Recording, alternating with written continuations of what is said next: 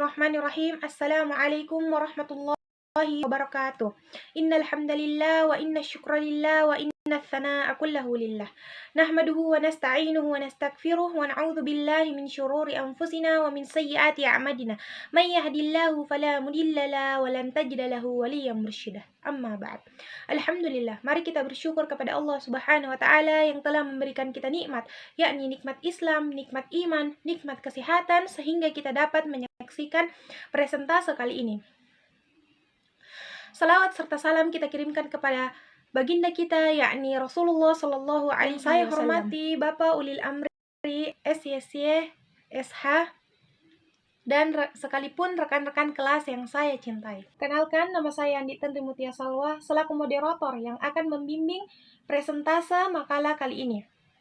Dan adapun pemateri-pemateri yang akan mempresentasikan makalah yakni Saudari Elsa Julia, Saudari Nadia, Saudari Anissa, dan Saudari Febiola. Alhamdulillah, topik yang akan kami bahas pada kesempatan kali ini yakni sumber-sumber hukum Islam. Adapun rangkaian presentase kali ini yaitu yang pertama sesi pembukaan, yang kedua sesi penyajian dan pemaparan materi, yang ketiga sesi penutupan, dan yang keempat sesi tanya jawab. Sesi tanya jawab akan kami laksanakan di luar video presentase makalah ini. Teman-teman, langsung saja kita mulai sesi pertama yakni pembukaan. Mari kita buka dengan membaca basmalah. Bismillahirrahmanirrahim. Sesi kedua penyajian dan pemaparan materi. Baik, langsung saja saya persilahkan kepada pemateri untuk memaparkan materinya. Bismillahirrahmanirrahim. Assalamualaikum warahmatullahi wabarakatuh. Saya akan membawa materi yang pertama, yaitu sumber hukum Islam. Hukum Islam bukan hanya sebuah teori saja, namun adalah sebuah aturan-aturan untuk diterapkan di dalam sendi kehidupan manusia. Karena banyak ditemui permasalahan-permasalahan, umumnya dalam bidang agama yang seringkali membuat pemikiran umat muslim yang cenderung kepada perbedaan. Untuk itulah diperlukan sumber hukum Islam sebagai solusinya, yaitu sebagai berikut. Yang pertama itu adalah Al-Quran. Adalah sebuah kitab suci umat muslim yang diturunkan kepada Nabi terakhir, yaitu Nabi Muhammad SAW melalui malaikat Jibril. Al-Quran membuat kandungan-kandungan yang berisi perintah, larangan, anjuran, kisah Islam, ketentuan, hikmah, dan sebagainya. Al-Quran menjelaskan secara rinci bagaimana seharusnya manusia menjalani kehidupannya agar tercipta masyarakat yang berakhlak mulia. Maka dari itulah ayat-ayat Al-Quran menjadi landasan utama untuk menetapkan suatu syariat Islam. Kedua, Al-Hadis, yakni segala sesuatu yang berlandaskan pada Rasulullah SAW, baik berupa perkataan, perilaku, diamnya beliau.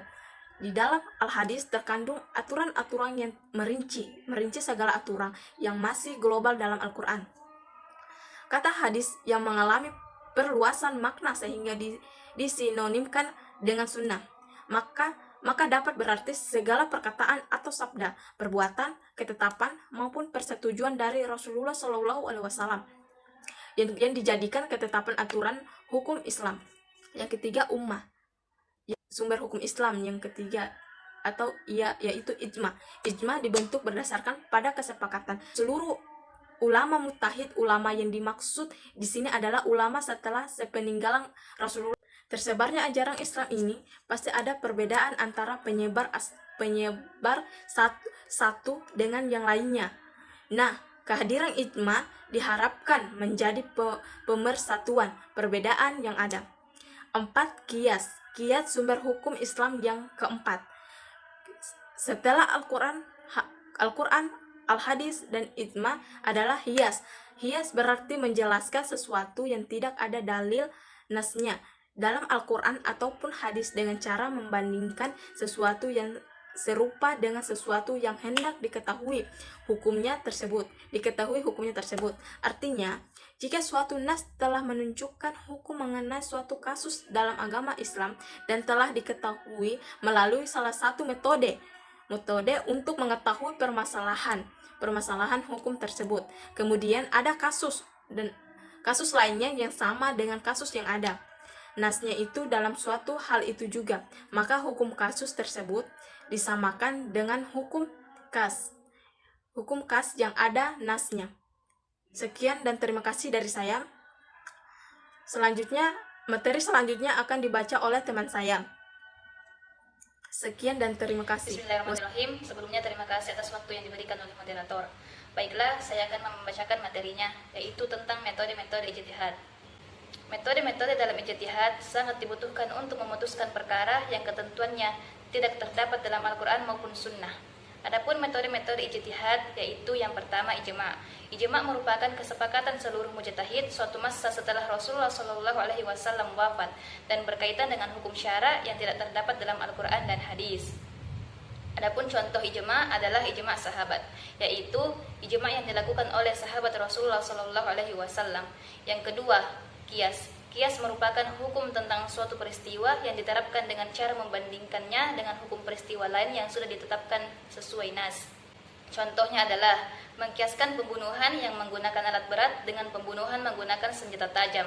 Yang ketiga, istizhan. Istizhan merupakan berpindahnya mujtahid dari satu ketentuan hukum ke hukum lainnya karena terdapat dalil yang menuntutnya. Contohnya adalah wasiat. Meskipun secara qiyas tidak diperbolehkan, namun karena terdapat dalam Al-Quran, maka wasiat pun diperbolehkan. Yang keempat, maslahah mursalah. Maslahah mursalah merupakan hukum yang didasarkan pada kemaslahatan yang lebih besar dibandingkan mengesampingkan kemudaratan karena tidak ada dalil yang menganjurkan maupun melarangnya. Contohnya adalah membuat akta nikah, akta kelahiran, dan sebagainya. Yang kelima, istishad.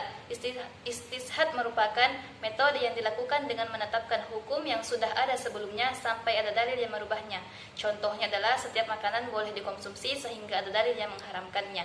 Yang keenam, urf. Urf merupakan suatu perkataan yang sudah dikenal oleh masyarakat dan dilakukan turun-menurun. Contohnya adalah halal bihalal atau silaturahmi pada saat hari raya. Yang ketujuh, tadzui zariyah. Sadzui zariyah merupakan sesuatu yang secara lahiriah boleh tetapi bisa mengarah ke kemaksiatan. Contohnya, bermain kuis yang mengarah ke perjudian. Yang kedelapan, qaul al-sahabi. Qaul al-sahabi merupakan pendapat sahabat yang berkaitan dengan perkara yang dirumuskan setelah Rasulullah SAW wafat. Contohnya adalah pendapat Ibnu Abbas yang menyatakan bahwa kesaksian anak kecil tidak diterima. Yang kesembilan yang terakhir yaitu syara'u man qabalana. Syara'u man qabalana merupakan hukum Allah Subhanahu wa taala yang disyariatkan untuk umat terdahulu melalui nabi-nabi sebelum Rasulullah. Contohnya adalah kewajiban untuk berpuasa. Bismillahirrahmanirrahim. Terima kasih atas kesempatan yang diberikan oleh moderator kepada saya.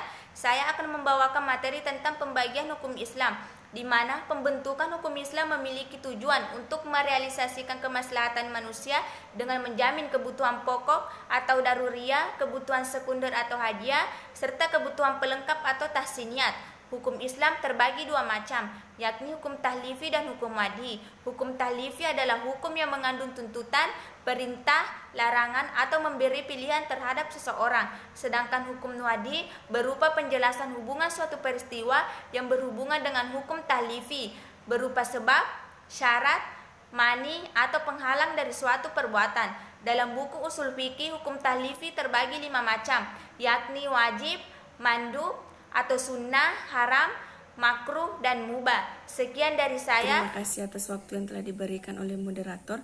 Saya akan membawakan materi keempat. Yang pertama, wajib. Wajib adalah suatu perintah yang harus dikerjakan, jika ditinggalkan akan mendapatkan dosa. Pengertian wajib sama dengan fardu, mahtum, dan lazim. Hukum wajib terbagi menjadi 4 bagian, yaitu kewajiban dari waktu pelaksanaannya, kewajiban bagi orang yang melaksanakan, kewajiban berdasarkan ukuran atau kadar pelaksanaannya, dan kandungan kewajiban perintahnya. Yang kedua, sunnah atau mandub. Mandub secara bahasa berarti mad'u atau yang dianjurkan. Sunnah mandub adalah fikih, merupakan tuntutan yang mengandung perintah tetapi tidak mesti dikerjakan, hanya berupa anjuran untuk mengerjakannya.